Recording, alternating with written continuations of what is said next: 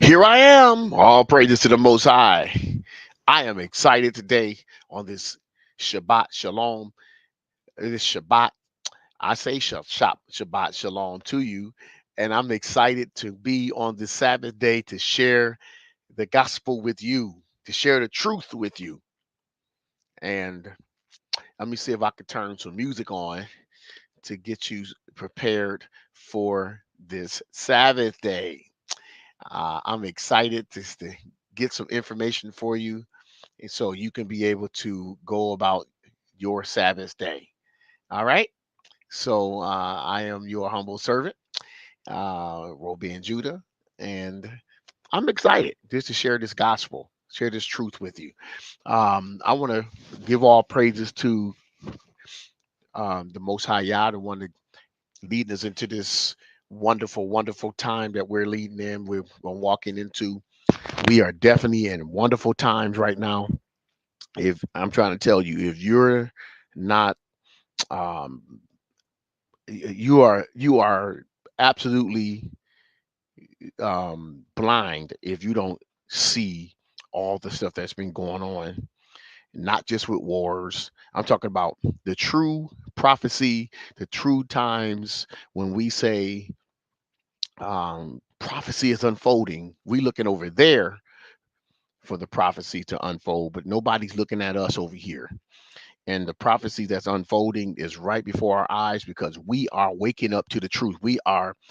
Um, we're definitely at a place where we're reading more, we're studying more, and we're trying to get you to do the same thing. We're trying to get you to understand that we are definitely um,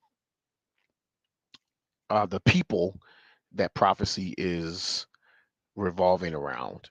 I just want to give all praises to the Most High for those of you who are in the truth, who are seeking the truth, who are um, um, chasing after the Most High, that are digging and that are studying, they're keeping the commandments, and those of you who are just just spitting out this truth. I gotta mention a whole bunch of people. I mean, those of you who have been integral into my life. And that's the late Pastor Stephen Darby, to Matthew from Torah of the Tribes. And I hope you hear these names, and so you can research those people and go and get the information that I've got and allow me to build my understanding. Big Judah. I thank God for IUIC, GOCC, Pastor Omar Thibault. I appreciate Prophet McCardell, Minister M.L. Kimball. I appreciate who else has been integral in my life. Um, I appreciate who else and I know I'm forgetting some people. I have to actually pick up Dan Calloway, who've been a blessing in my life. Hey, my wife, she sends me stuff all the time, and I appreciate that.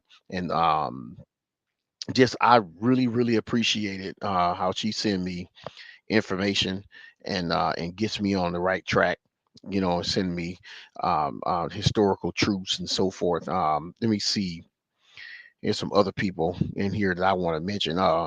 Cold Cuts Resurrected. Oh, I love that guy. You know what, I'm not even I've never commented on his broadcast or anything. Sincere brother.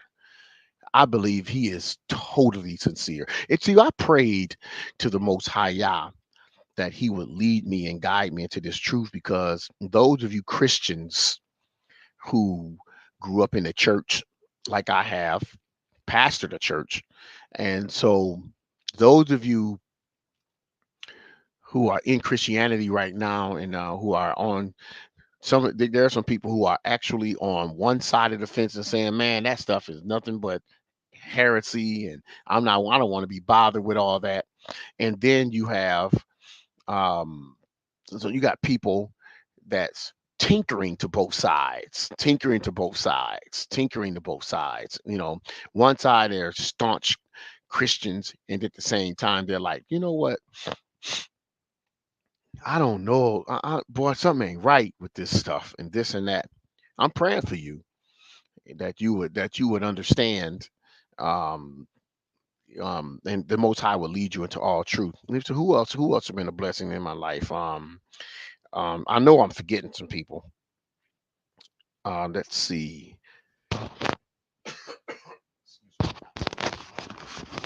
Um, and those the ones I mentioned, those are the ones who really been a blessing to me, and I appreciate their teachings and their understanding and so forth.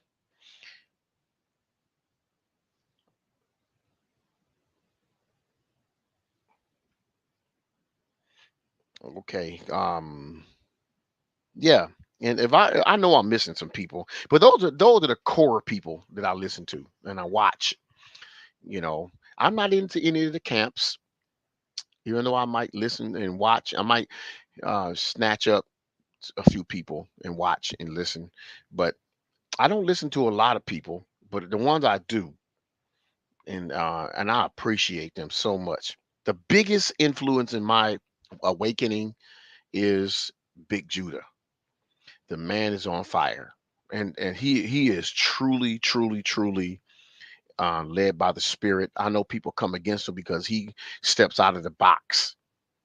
He steps out of the box and goes in, places where nobody want to go, even the Israelites that don't want to go. And I appreciate him so much, so much. Got me reading books and got me getting the understanding. Matter of fact, reading books. I'm a let's put a song up or something real fast, and then we're gonna move forward. And I love that Psalm 23 that he plays. And so that's what we're going to read. We're going to have that Psalm 23. Let me see if I can pull that up. This is the Sabbath day, and I got a little time, and so this bear with me with my.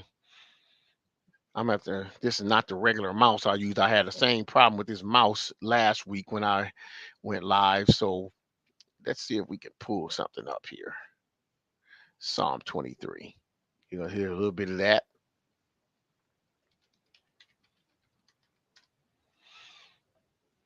Yeah, we're gonna listen.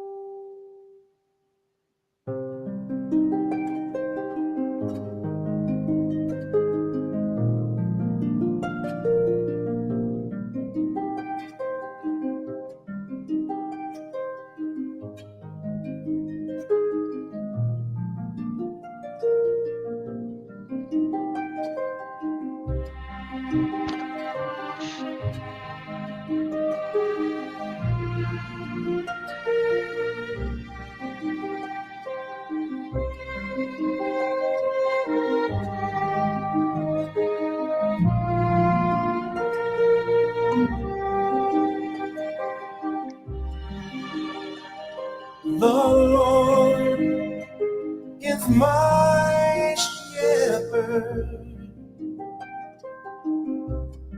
and I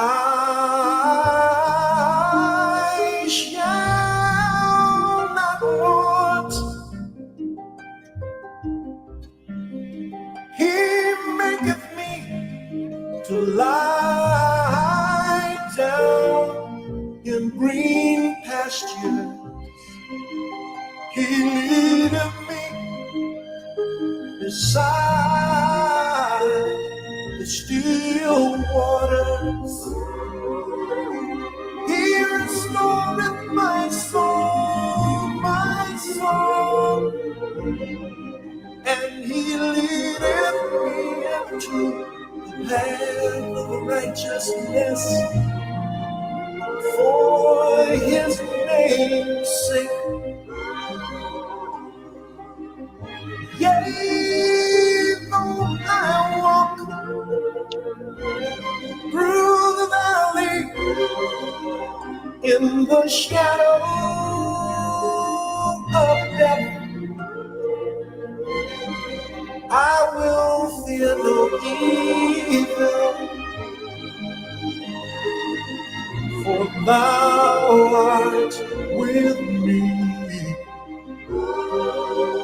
Thy rod and thy staff, they comfort me.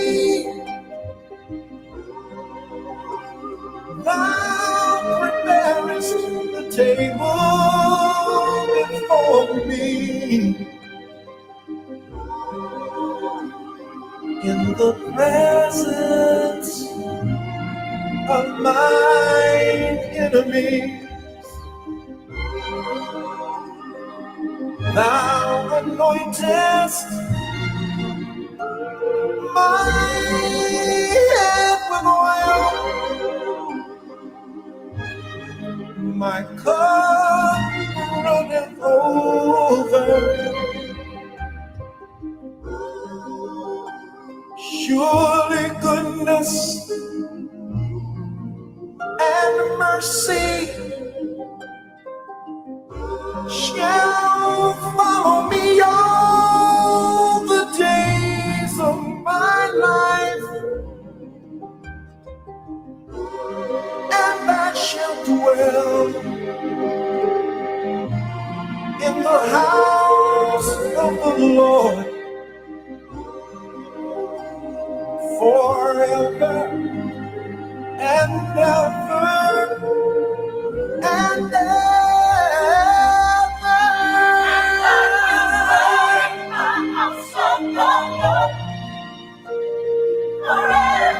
forever and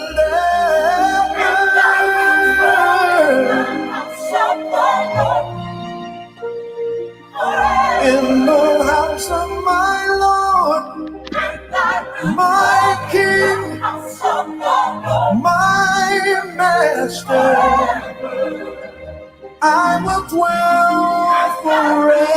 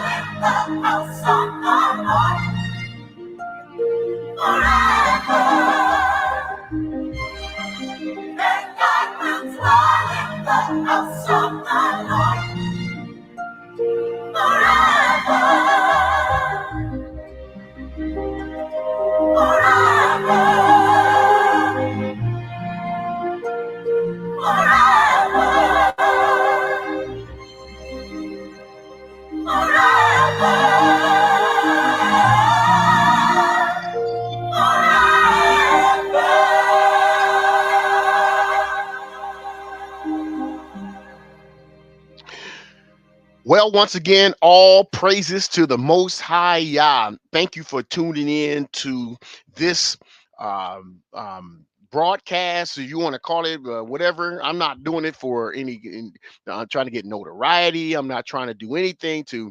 I don't ask for people for no money. Every once in a while, I may ask to donate something to a book or something I want to receive or something like that. Um, I might do that. If you want to do that, I'll put it in the some books that I do want. These books are very expensive that we try to get, and I'm gonna put my cash app up here only to the point so you can be able to donate to. I don't even know my cash app. I don't want to put my personal cash app because it's not anything personal. Matter of fact, I'm not even going to do it. You contact me if you want to do it, but we'll talk about it later about the cash app stuff, because I don't want this to be any type of ministry or something like that where I'm asking and begging people for money. That's not my style. I don't do that. So but when we get to a point that when we want to get a book or something, that we would definitely want to pull this up. Now I tell you what, I really want to get this. I have the actual book, but what I want to do is find this particular book. Let me pull it up online. I have the actual book myself. Where's it at? It's right here in front of me. I have this book right here. It's called the Handbook, the Erdman's Handbook to the History of Christianity. Very interesting book. I'm trying to get it online, but everybody want me to pay for it. I have two of these books physically, but let me see if I can pull it up.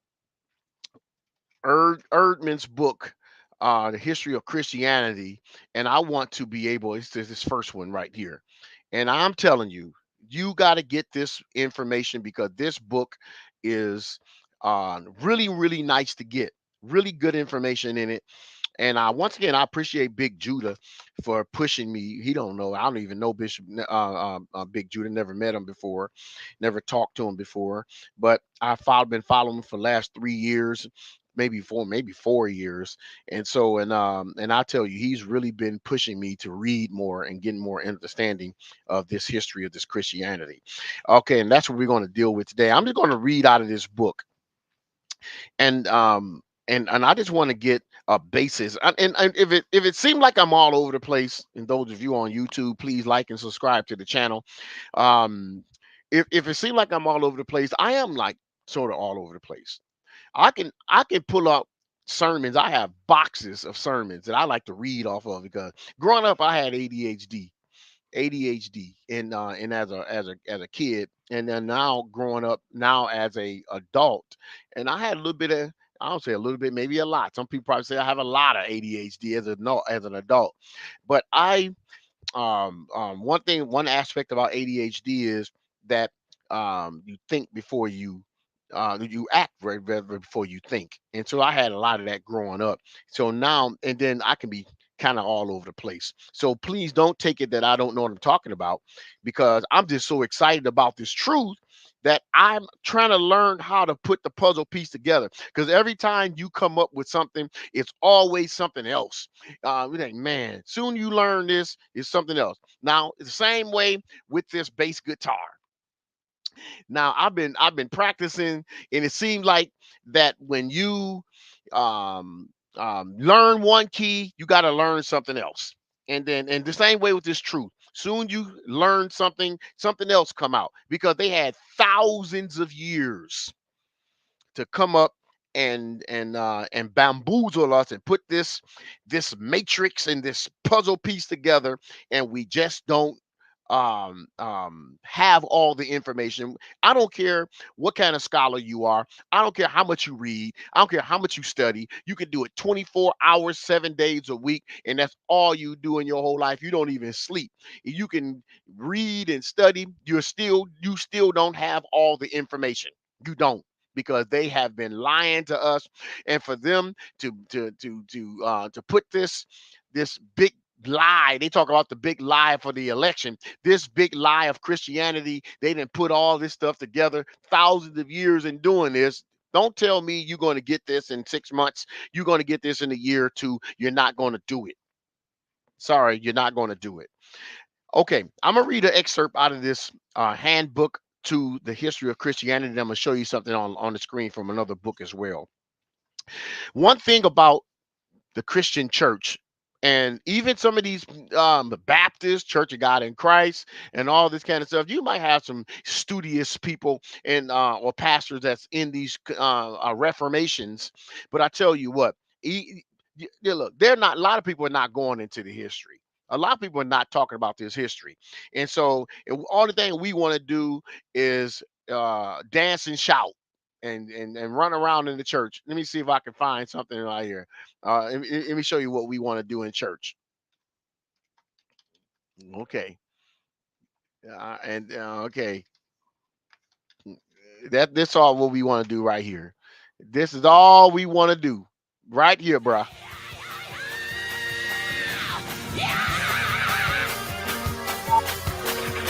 Somebody scream in this place. This is all what we want to do right here. Signing up for that class. I like this. Everywhere that I go, everywhere that I go, everywhere that I go. When Now, I'm not trying to put anybody down. I'm not trying to put no churches down. I'm not trying to put nobody pages down. Not pull this stuff up. The only thing I do is watch, like this gentleman here, this gentleman, and this female here. Look in the background. What are they doing back there? They're not really doing anything back there. You always got a core of people that's gonna run to the front and shout and dance and so forth. But you know, you're not gonna get you. I watch the people in the back. Now, when the spirit of the Most High is really moving in the church or something like that, everybody's gonna move. I got it. I got it. Everywhere that I go, everywhere that I be, everywhere that I move, everywhere that I Look at people in the background. You got people just standing around. They ain't really moving. They're not really doing anything. And I'm not trying to get. I'm not trying to beat up anybody. Look at people in the background. That will help me tell the devil you ain't over until God says it's over. Open your mouth, clap your hands.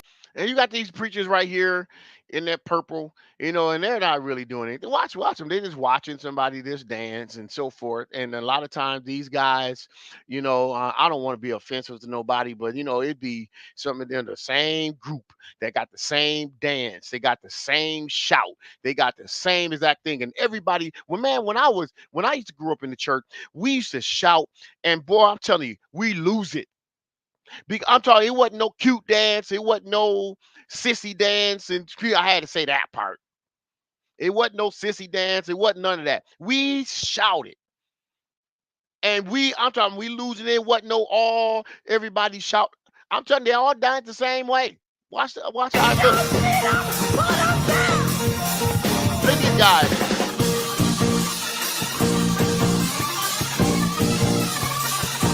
Everybody's dancing the same way.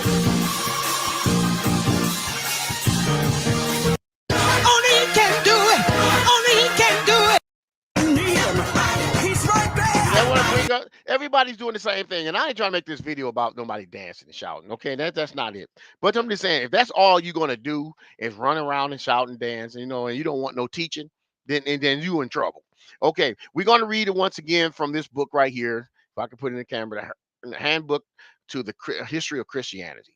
Okay, now I love dancing and shouting. You saw me, boy, when they started hitting that music, boy, and see, I grew up in the church, and the church is nothing. To be honest about it, the church is nothing but the Catholic Church. That's where they get the church from. The church. That's where they get the church from. Is the Catholic Church. When they talk about the Catholic Church, they're not talking about Baptists. They're not talking about Church of God of Christ. They're not talking about Methodists. They're not talking about African Methodists. They're not talking about any of that. Non-denominational. They're not talking about any of that. They're talking about the Catholic Church. That's what church come from. If you don't want to believe it, only thing you got to do is get the Catechism of the Catholic Church. Get this book, and you start reading all this stuff, the Apostles' Creed and all that stuff. Body of Christ. They're talking about the Catholic Church. They're not talking about anybody but the Catholic Church. That's what we're going to deal with a little bit today too. Okay, in the church, the church. They're talking about the church. They talk about the Catholic Church. They're not talking about all Christians. I don't care what you think and what you say. The apostolic fathers, and they're talking about Catholic bishops, Catholic folks. Okay, I want to make sure I say that. Okay, let's go in here. Talk about Christians in war. I'm going to read a little bit of this. Okay. I wish I could put it on the screen, but I've been trying to find it and get it up in a PDF. Throughout Christian history, most believers have assumed that warfare is the business of sovereigns. For the ordinary subjects, citizen or soldier that left only one choice: obedience. Okay, first thing when we start thinking that obedience, that we're keeping the commandments, we're obedient to God, we're obedient to not sinning, not smoking or drinking and stuff like that. We're being obedient. It says the ordinary subject, citizen, or soldier that left only one choice: obedience. Accountability to God has been by the powers that be. By the powers that be. You got to remember, keep in mind the Catholic Church.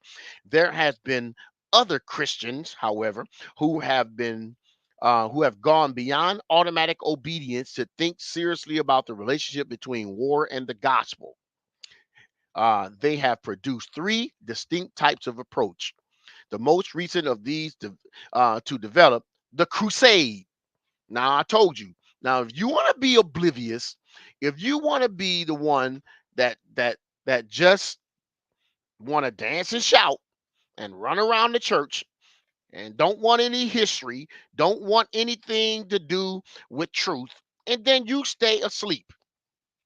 You stay asleep. Now, I had a book I wanted to pull back up again, and I talk about it all the time. It's talk about the Crusades. You got to understand what these Crusades were. Okay, the most recent of these to develop, the Crusade, is almost 1,000 years old. 1,000 years old. You're not going to sit here and learn, study, and get information in 1 week, in a month, in an hour. I brought up truth before to people, and they come back with me within 30 minutes to an hour and try to tell me something about this truth. You can't debunk something in no hour because you Googled it and you went to Wikipedia and you went to some folks on on the internet of their opinion and tried to debunk something that's been here for 1,000 years. The most recent of these to develop, the Crusade, is almost 1,000 years old. I'm on page 24 if you can find it. In 1095, aren't we in 2023? That's over 1,000 years, right? 1095, almost 1,000 years. Okay. In 1025, Pope Urban II proclaimed a holy war to rout the infidel Muslims and reclaim the Holy Land for the Christian faith. When it's talking about reclaiming, proclaiming, when it's talking about holy war, talking about the Crusades, underlying the ensuing Crusades and underlying countless similar conflicts during the following centuries were characteristic assumptions. Crusaders go into battle for a religious or supposedly religious cause. Since their enemy stands for the forces of evil, he must be defeated totally. There can be no compromise between righteous and wickedness. We're not talking about righteousness as in good, as in bad, as in talking about if pedophilia is good or bad or not. We're not talking about if we're talking about smoking marijuana and somebody who don't believe in marijuana smoking. We're not talking about cheating on your wife opposed to somebody not cheating on their wife, or you believe it's good or bad. We're not talking about if cussing or drinking or you smoking reefer or opioids or not. We're not talking about that. If it's okay to go to the club or not.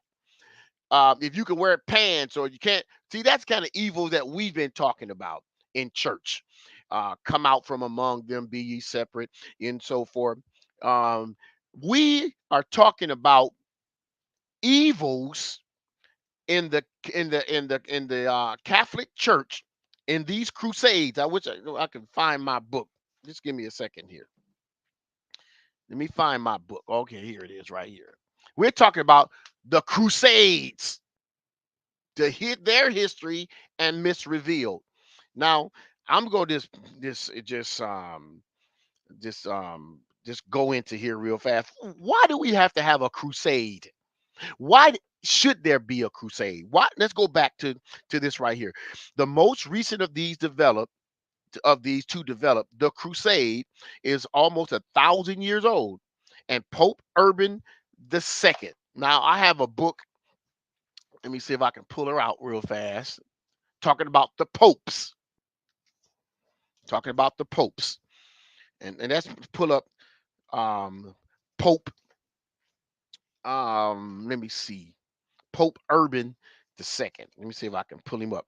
See, some of these people that have these terrible histories, and in these, even in some of these books, they don't want you to talk about it.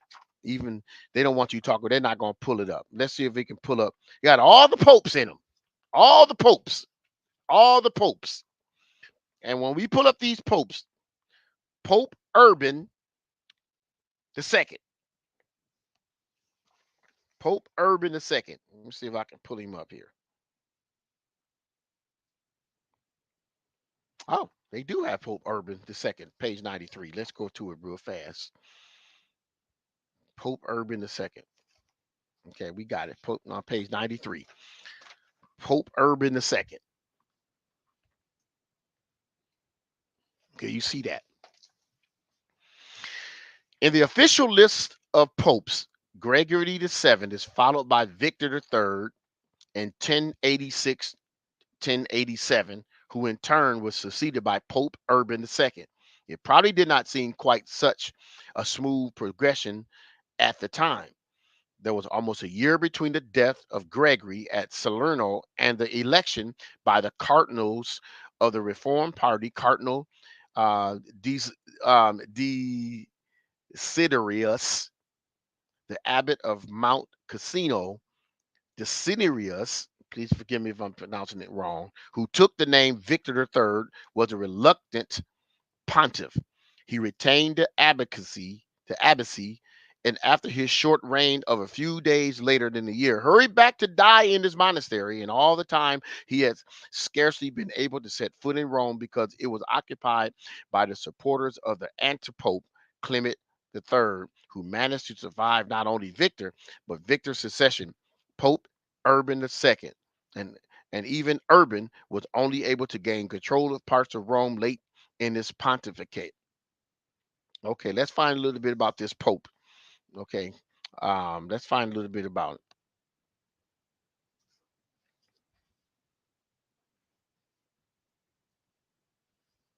And then they're probably not going to do or tell a whole bunch of information. They hide a lot of the history. And that's what the Most High Yah is doing. It's be led by the Spirit to allow us to get the information that they need, that we need to put this puzzle piece together. I'm trying to find something here. Okay, Urban's Urban the second called to crusade. I'm gonna read this a little bit of it right here. O race of Franks, we learned that in some of your provinces, no one can venture on the road by day or by night without injury or attack by highwaysmen, and no one is secure even at home. Let us then reenact the law of our ancestors known as the truce of God. We need to look that up. What is the truce of God? Let me see if I can even find them. I'm gonna write that down. Write that down. The truce of God. And now that you have promised to maintain the peace among yourselves, you are obliged to secure your brethren in the east, menaced by the accursed race. Ah, accursed race. Let's go here real fast. Let's go here. They knew. They knew exactly.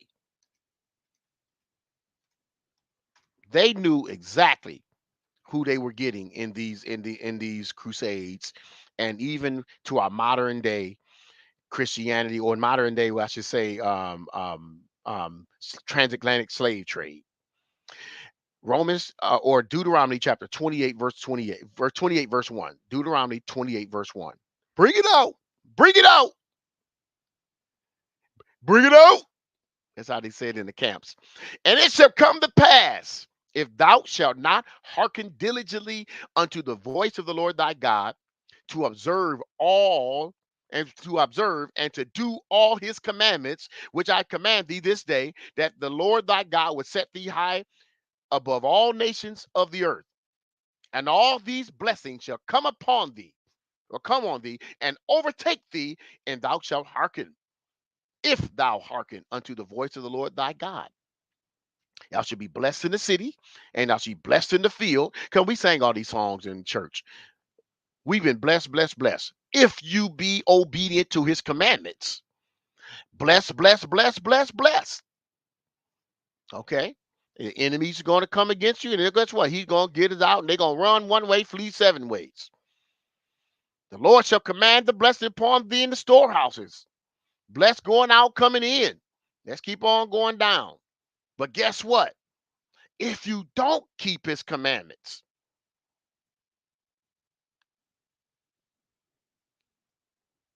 verse 15, but it shall come to pass, if thou wilt not hearken unto the voice of the Lord thy God to observe all his commandments and do his statutes, what to command thee this day, all these curses shall come upon thee and overtake thee. Curse shalt thou be in the city. See, we preached on the and dancing and shouting. That's what we do, all this dancing and shouting. How in the world?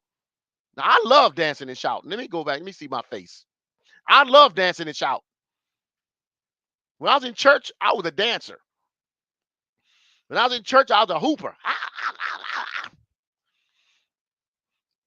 When I was in church, I love praising.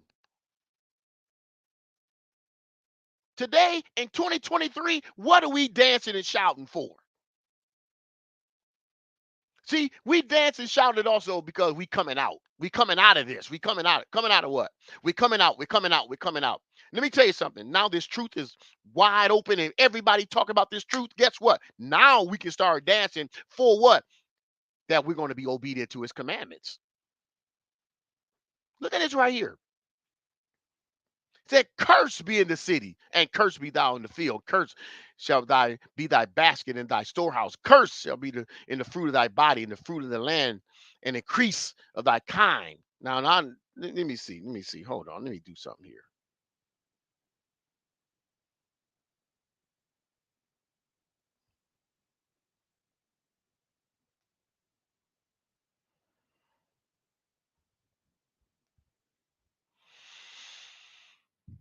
All these curses shall come upon thee if we keep his commandments. But y'all, no. We can't keep the commandments. We can't. The curses on the law, the law.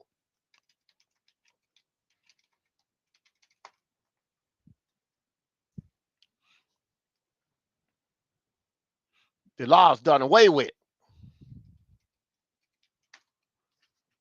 Okay, let me see what they say.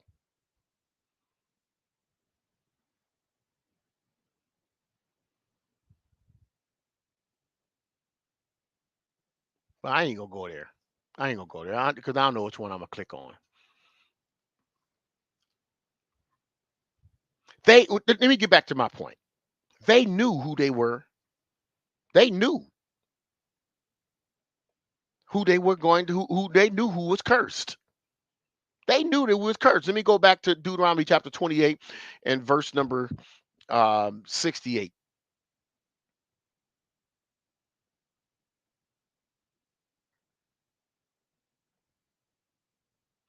And the Lord shall bring thee into Egypt again with ships.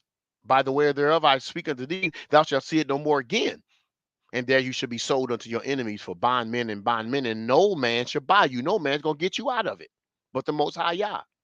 They knew who was cursed. They knew who we were. Let's go back. Let's go back. Let's go back. Now we jumped into the popes. Remember, we are in this book here, the handbook to the history of Christianity. And let me go back a little bit because somebody told me you be jumping. So I'm gonna go back and make sure I see them. The Crusades. And the Crusaders go into battle for religious or supposedly religious cause. Right? And so let's go back up. The most recent of these to develop the crusade, the crusade, the crusades,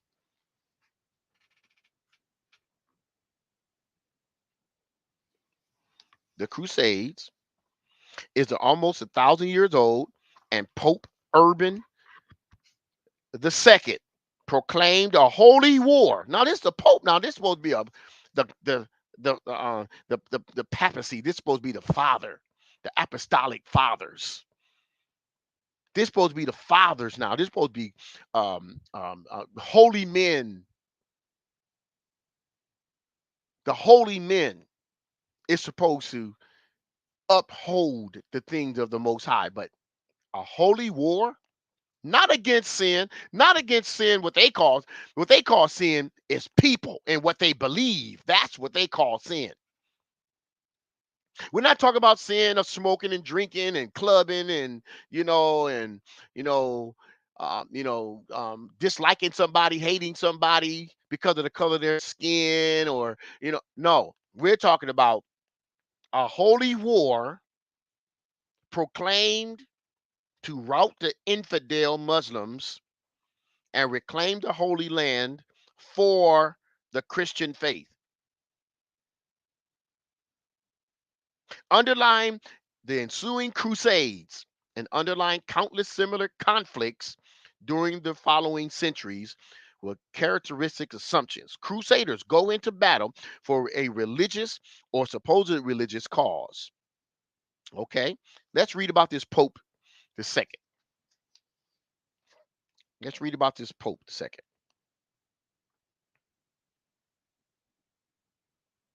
You talked about we're going to look up that truce of God, and now you have promised to maintain the peace among yourselves. You are obliged to secure your brethren in the east, menaced by an accursed race. That's what it says. Menaced by an accursed race. What curse is he talking about? What race is he talking about? He's talking about the Hebrews. He's talking about the Israelites. Alienated from God. Now, were they alienated from God? They knew this now. They knew this.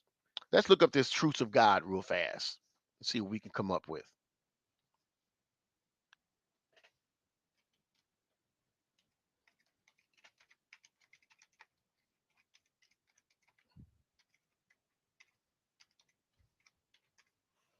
What is the truth of God? What is the truth of God? Let's pull this up, and I want you to see this real fast. I'm gonna put myself in the corner down there because I ain't important. What is this truth of God? And I got all these pop-ups coming up and I don't want to click on something I want to click on. I'm supposed to click on. So please forgive me for my pop-ups. We're gonna look at it in the Britannica. The truth of God, a measure. Let me pull this up. See if I can pull this up a little bit bigger.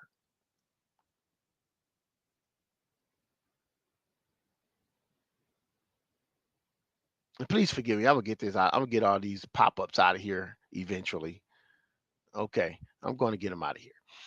The truth of God, a measure by the medieval Roman Catholic Church to suspend warfare during certain days of the week during the period of the certain church festivals and Lent.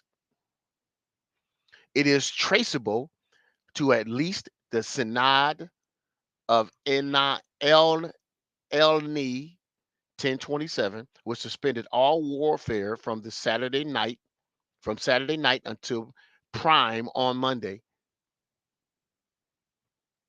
By 1042, the truth extended from Wednesday evening to Monday morning in every week, and also in most places lasted during the seasons of Lent and Advent and the three great vigils and feasts of the Blessed Virgin and those of the 12 apostles and a few other saints. The truth of God was decreed by Flanders at Synod of Therouanne in 1063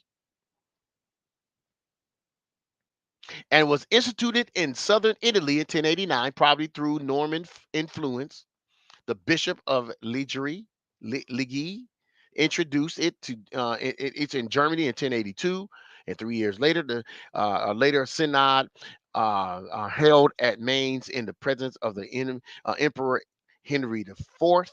Extended to the whole empire. It did not extend to the England where the popes took it as direction into their own hands. The Pope took its direction into their own hands toward the end of the 11th century, and the first decree of the Council of Clermont proclaimed a weekly truce for all Christendom.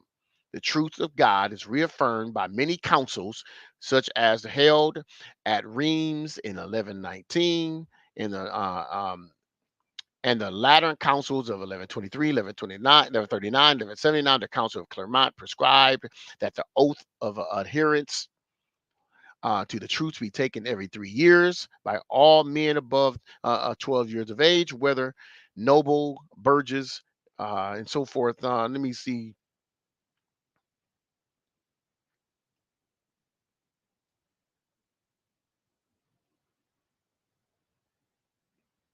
That's interesting, right? The truth of God was most powerful in the 12th century, but the 13th, its influence waned as the kings gradually can gain control over the nobles and substitute the king's peace for that of the church. I keep talking about the church, talking about the Catholic Church. Okay. We'll go back and do some more studying on that part. So, what I want you to see, and I'm sorry, I apologize for all the things opening up. Let's go back to the Erdmans, okay? Let's go back to Erdmans. And so, let's see here. Let's bring us back up over here. The truths of God, I have to do more research on that.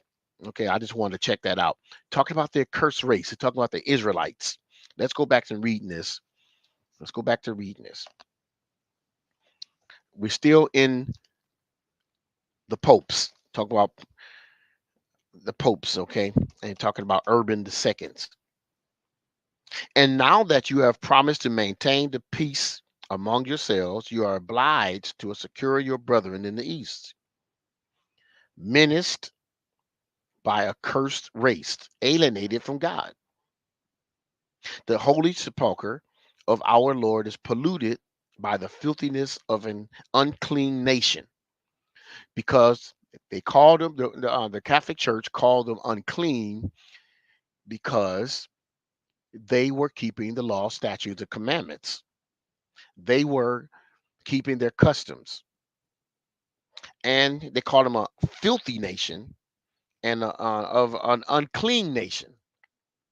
So they knew that they were accursed because they were in disobedience and they were going to be punished according to the prophecy of Deuteronomy 28. Okay. Um, Recall the greatness of Charlemagne. And I don't understand why. I gotta throw this in there. It ain't got nothing to do with the video, but let me see.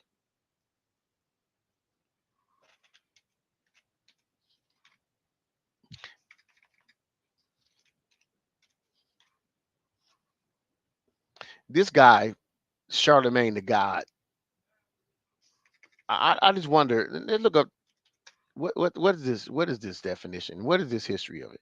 Charlemagne. I'm just wondering why he called himself that. I just wonder. I always wondered that, knowing some of the history about it.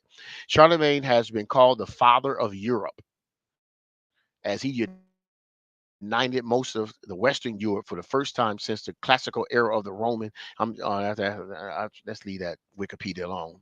What does Charlemagne mean? Meaning heavenly name of a king. Charlemagne is a gender neutral for the name French origin, meaning heavenly pays tribute. See, first thing we want to do is we want to say, well, it mean a king. I'm a king. That's all it means. It's heavenly. Okay, when you talk about these things, it's not talking about the heavenly like you think, or name of a king like the Almighty Creator. These heavenly pay tribute to the famous Charles the Great. We're not talking about the Almighty God. And furthermore, it goes into this thing with Christianity, because that's why the Israelites were in trouble. We always serving other gods. Oh, and that's what we do in church. That was that time. That was that time. That was that dispensation. Man, you too deep. Man, you reading too many of these books and you're getting too much of this stuff and this and that. And I'm not just repeating that because I've heard somebody say that. I'm saying that because I've actually heard people say these things. And so we take things, like, for example, let me give another example of a word. We hear a lot of these Christian women say they are a diva.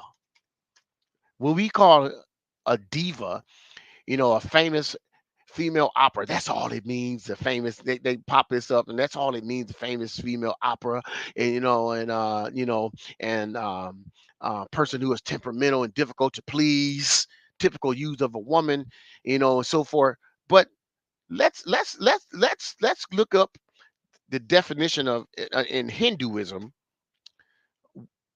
What does this diva mean in Hinduism? And I'm not trying to jump. What is diva meaning in Hindu? The word phrase diva refers to a singer's female singer.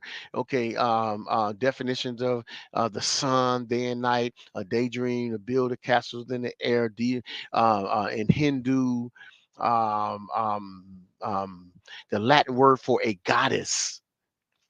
It has been used to refer to celebrate women of outstanding talent, opera, singing.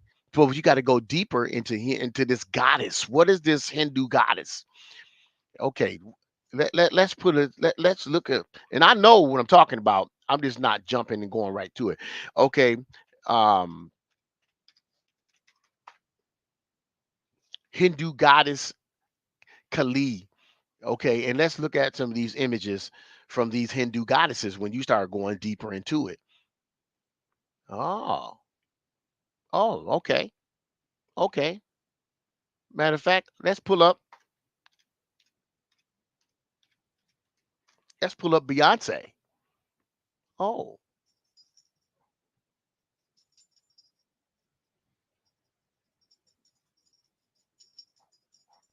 oh.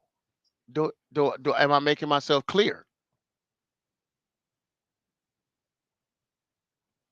You got to do your search yourself. And the reason why I brought this up is because the first thing we'll say is, diva don't mean that. Diva means a goddess. It means, okay, go deeper into the goddess. Where it come from?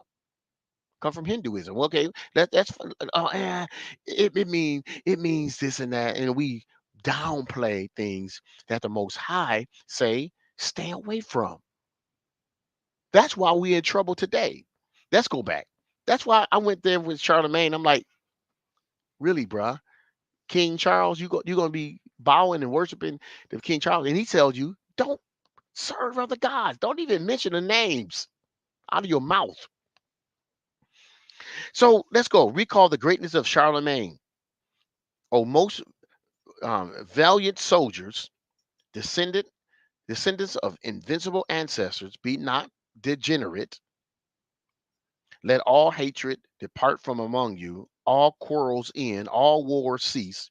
Start upon the road to the holy sepulchre to wrest that land from the wicked race and subject it to yourselves. Now look at this right here. That's quoted. Now watch this. You're telling me, be not degenerate. Let all hatred depart among you. At one part of the side of your mouth or side of your neck that you're saying depart from hatred in wars. But yet on the other hand, you're killing people for the cause. Let's put this book aside.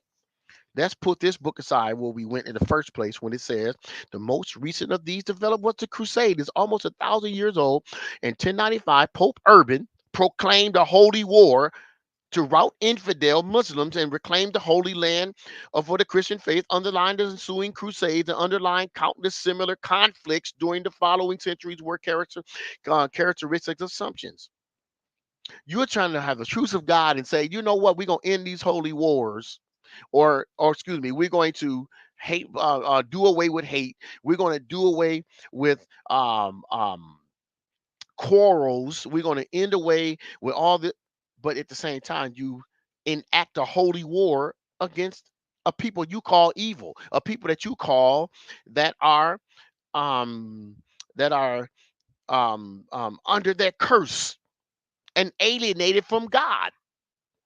You knew Christian Roman Catholic Roman Empire. You knew that the Israelites were accursed. You knew they was under their curse, but yet you went on and yet proclaimed a holy war against them. And what the thing about it, Genesis 15 and 13, it says that it was going to be for 400 years. So you think that this thing is going to be forever.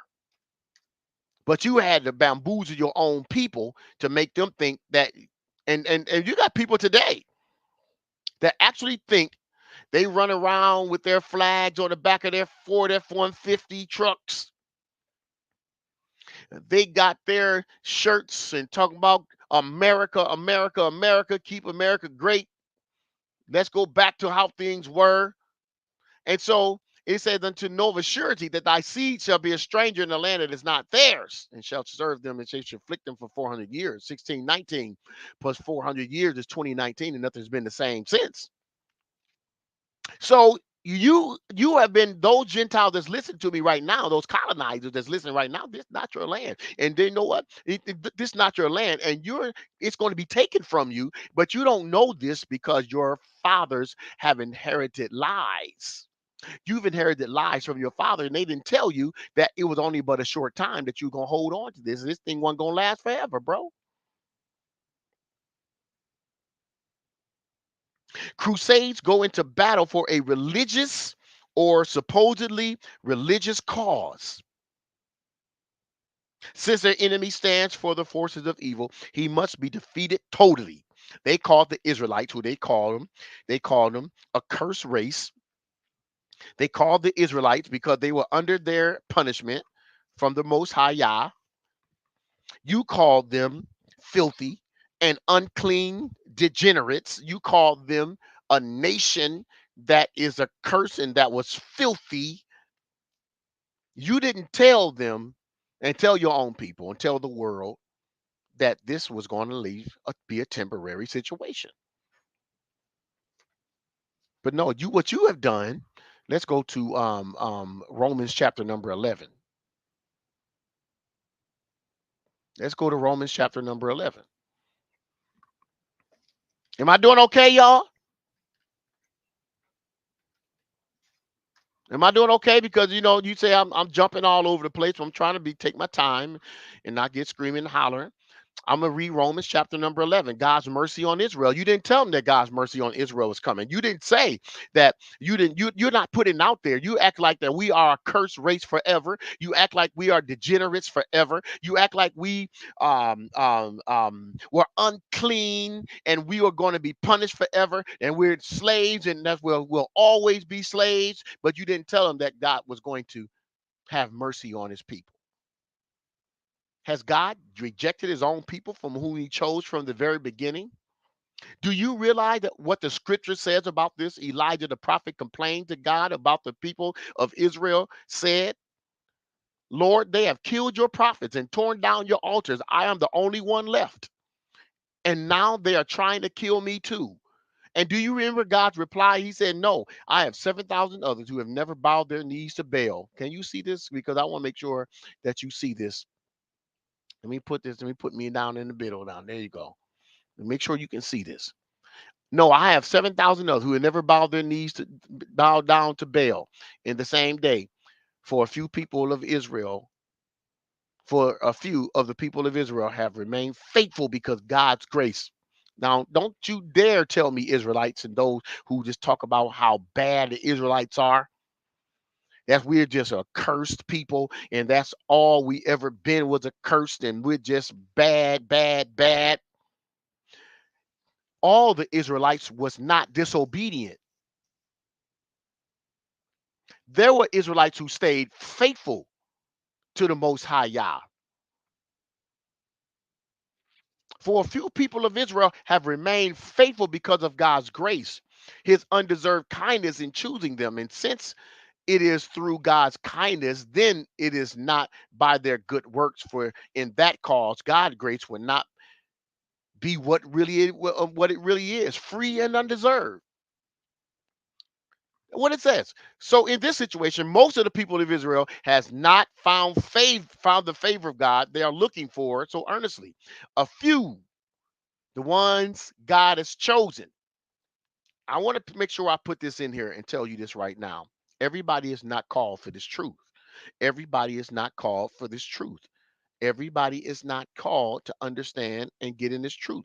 We got some people that's going to be against the people of the Most High Yah. And look, everybody that has our skin color is not for us. Obadiah, let me show you something. Obadiah the book of Obadiah, and I'm trying to tell you, only one chapter. I believe, and I guarantee you, we're going to find out later on that there's going to be more than one chapter. Obadiah only had one chapter, and I guarantee you, they're going to be. It's going to come up to a point that we're going to find out there's going to be more scriptures in the book of Obadiah.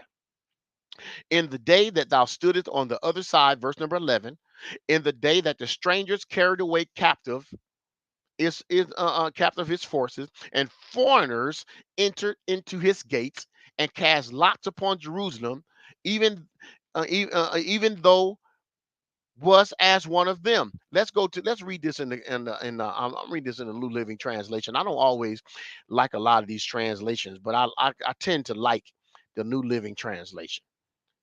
Let's read this from the New Living Translation. Obadiah chapter 1. Watch it in verse number 11. Let's go back.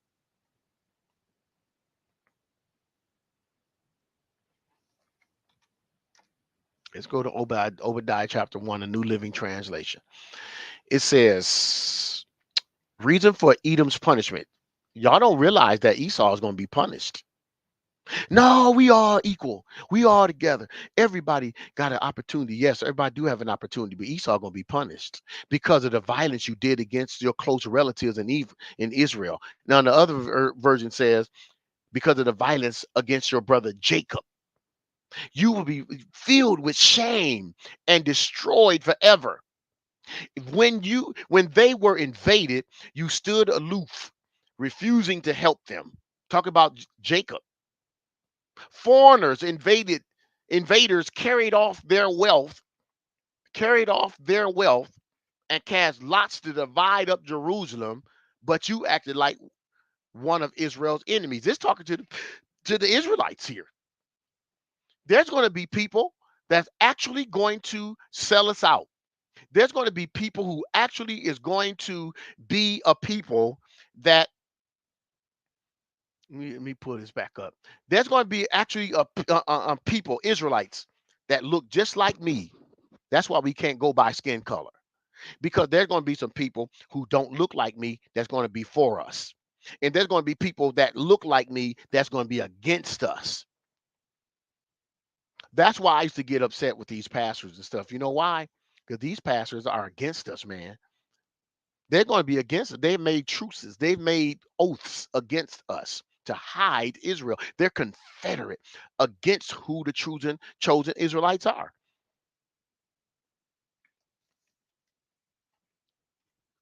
I read you this before in the videos that I present. Psalm 83. Look what it says. Blue Letter Bible. I like the other one because it's really big. I want you to see it. See that? I like you to see it. For lo, thy enemies make a tumult, and they that hate thee have lifted up the head, and they taken crafty counsel against thy people, and consulted against thy hidden ones. They said, come, let us cut them off from being a nation, that the name of Israel may be no more in remembrance. They have consulted together with one consent. They are confederate against thee. Everybody that look like us, it's not going to be for us. I'm trying to get you to come out of your same old. Matter of fact, let me go back. I'm trying to get you to get out.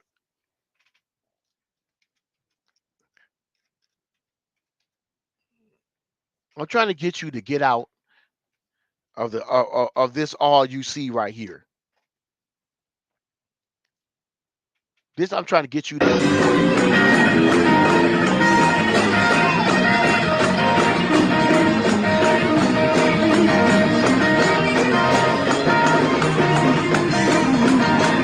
I'm trying to get you to not only do this.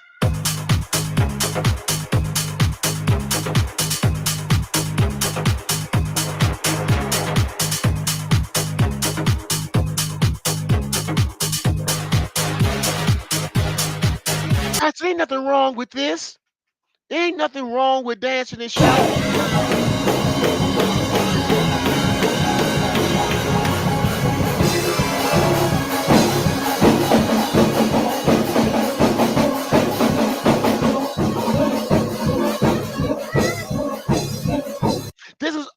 This this is all what you do, something is wrong, bruh. I can ask some of these people today. That's all they do in dance and shout going in there. You ever heard of a crusade? You ever heard how Christianity was started? You ever know? You know what the Pope, what the popes have done. What they went around and killed Christians, the original Christians, the early church. You know how what they did?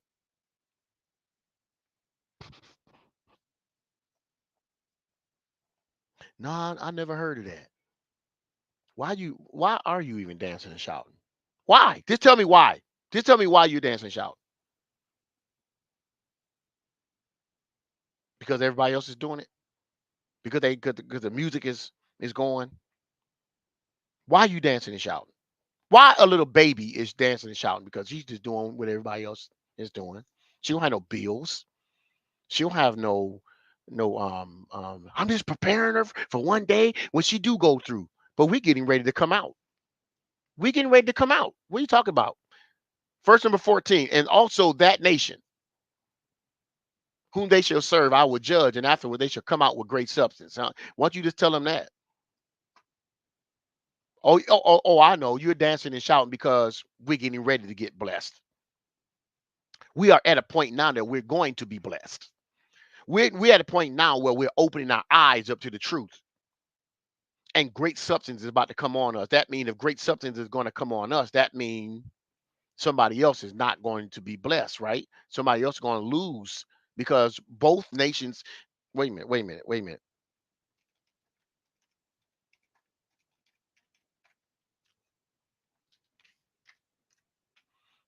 Matthew 20 and 16.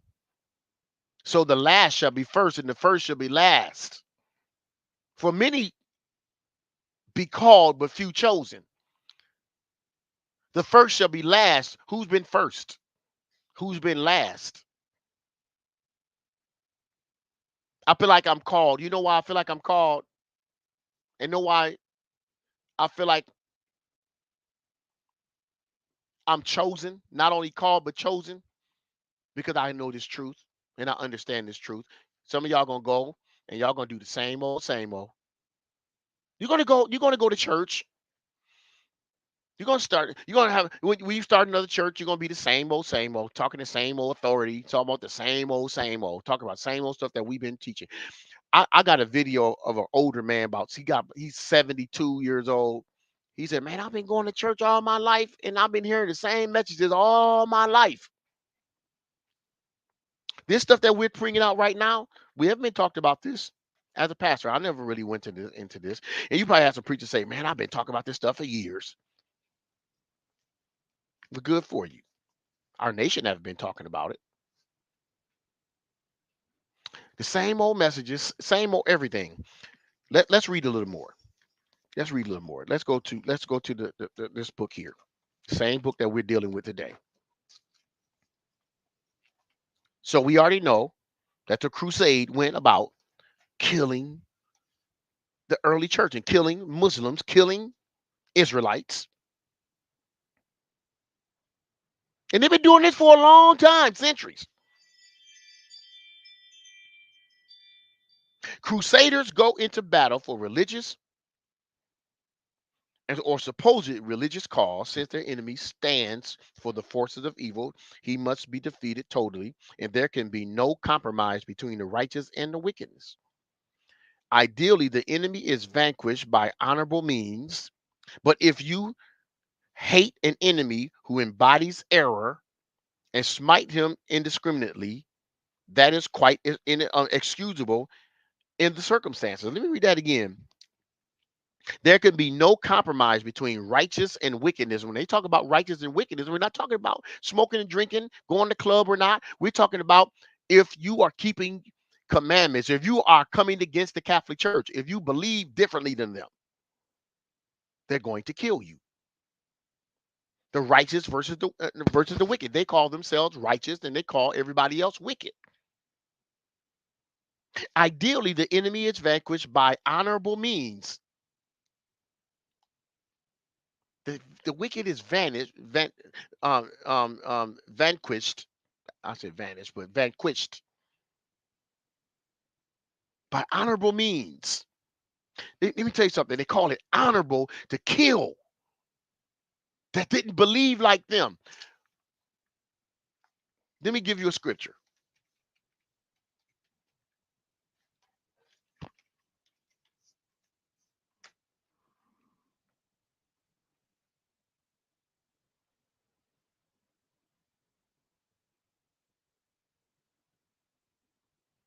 Baruch chapter 4 and verse number 15. For he had brought upon a nation, upon them from afar,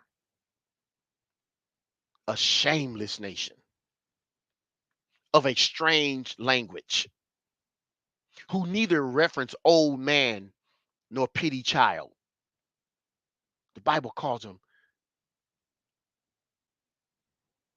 a shameless nation. Shameless nation. A shameless nation.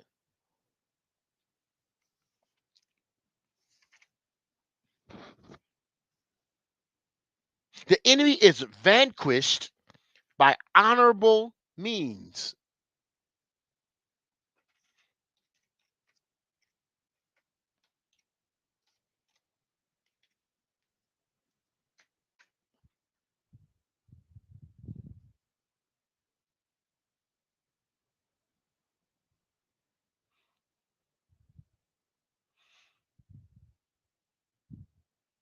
Vanquished means to conquer. It means to beat. It means to defeat. It means to trounce. It means to annihilate. Victorious over. Bring someone to their knees.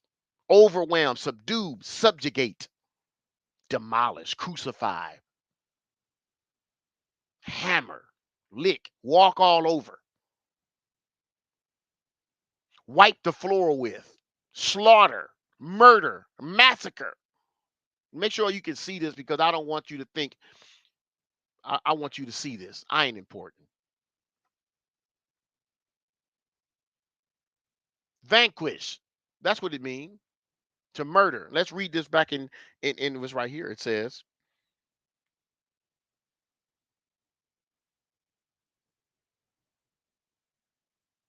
let's read it. Let's read it. I lost my spot, but let me get it. Crusaders go into battle for religious or supposedly religious cause. Since their enemy stands for the forces of evil, they stand for keeping their laws. They stand for keeping their laws, statutes, and commandments. And the Islam, they get their they really the Quran, all that come from Israelite. That come from the scriptures. It's close to the scriptures, to the Hebrew Israelite understanding. Watch this. They go into battle for the religious or supposedly religious cause. Since their enemy stands for the forces of evil, he must be defeated totally, and there can be no compromise between righteousness and wickedness. Ideally, the enemy is vanquished, is crushed, is slaughtered, is massacred, is murdered, is destroyed, is hammered. The enemy is overwhelmed, is subjugated to get better of, to bring to at his push down, thrash, pass. Like I said, murdered and slaughtered by honorable means. Did you hear that? But if you hate an enemy who embodies error and smite him with indiscriminately, you smite him indiscriminately, that is quite excusable in the circumstances. Excusable. Over the centuries, the Crusaders' enemies has altered from the Muslims to the Catholics to Protestants to the French revolutionaries to the Germans or allies to the communists, but the crusading mentality has remained constant. Now we're talking about back from 1095. Now we're up to the 1649 after raising, and in 1649 after raising Drogheda and massacring its people, rejoice in righteous judgment of God upon these barbarous wretches, the Bishop of London during World War One urged young Englishmen to kill Germans, to kill them, not for the sake of killing, but to save the world, to kill the good as well as the bad, and to kill men, young men as well as the old, kill young men as well as the old, a shameless nation of a strange nature who reference old man or pity child, to kill young men as well as the old. I look upon it as a war for purity. I look upon everyone who dies in it as a martyr. Man. You know what I'm going to do? I'm going to come back later. I'm going to stop right here. But I'm going to give you my little final commentary on what we learned today. I'm trying to tell you. So we should be serving Christianity. We should be following Christianity. See, a lot of us see the Most High is exposing the nations that murdered. We'll bring up the babies that's being aborted. But we won't talk about the innocent blood that's been shed in the lands that the Most High has given his people. All over the world, the Crusades went around killing the early church, killing Israelites, killing Muslims, killing anybody that did not believe like them. And you're going to tell me that you're going to stay a Christian and you don't even know how this started? And it says, it says,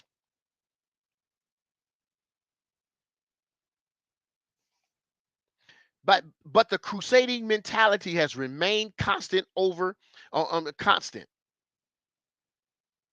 massacring its people, rejoiced in the righteous judgment of God upon these barbarous wretches.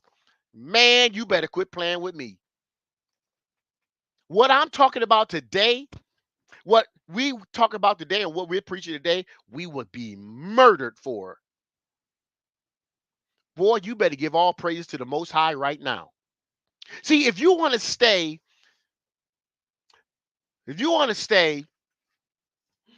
high five your neighbor and tell your neighbor, you're going to be blessed.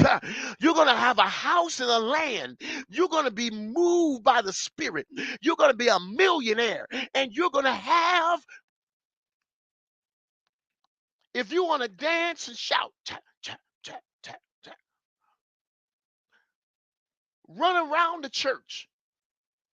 If you want to stay like that, if you want to stay asleep, if you want to stay in that, you stay there. My job, I'm trying my best to wake up our people to come out of these harlots, to come out of these churches that's not going to tell you the truth, that's not going to give you the history of this Christianity.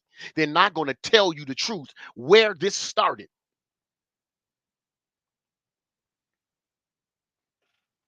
They're not going to tell you that they call this righteous judgment.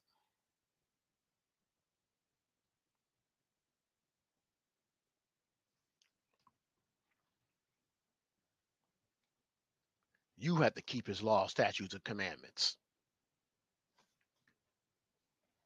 You have to keep his law, statutes, and commandments, and you'll be blessed if you do. If you don't, you're going to be cursed. And that's where we're at. They knew that. They knew what we were, a cursed people. Not a cursed people forever. We had a punishment to serve. Our punishment is up. Our punishment is up. We served 400 years.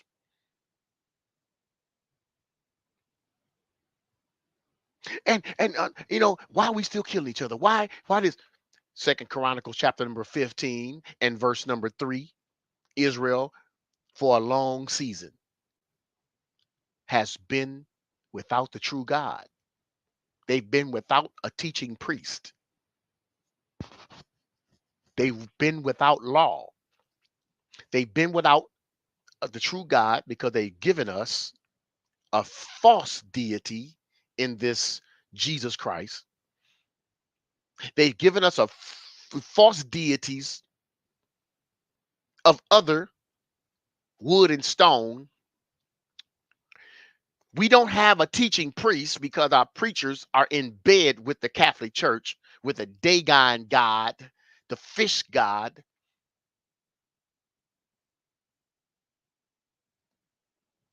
You guys that's in the body of Christ, in the church, you call it the body of Christ. Those of you are in these pews and in these churches, and you don't see anything wrong, then you stay asleep right with your pastor that's leading you. If it be possible, the very elect will be fooled.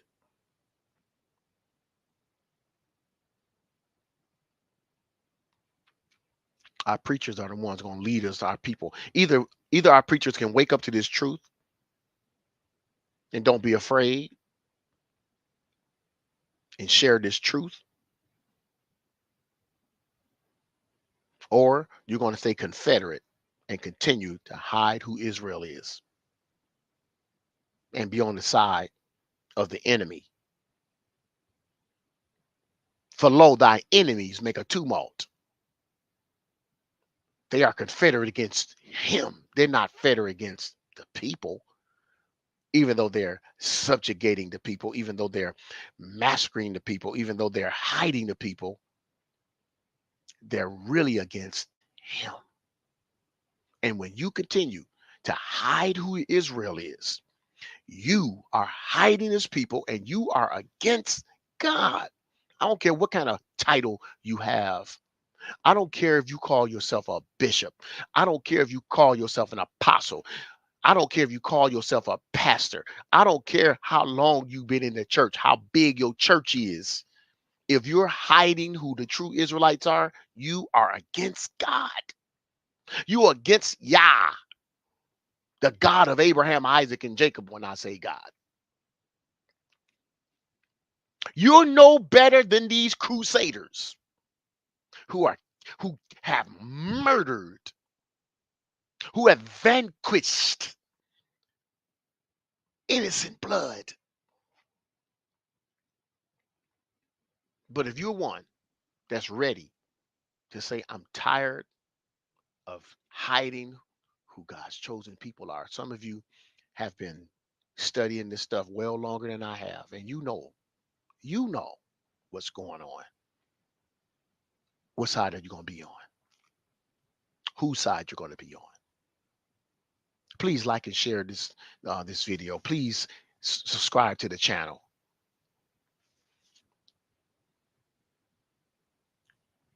I'm gonna get out of here. I'll come back with another one. I'm still in these books. Have a great Sabbath day. Shalom.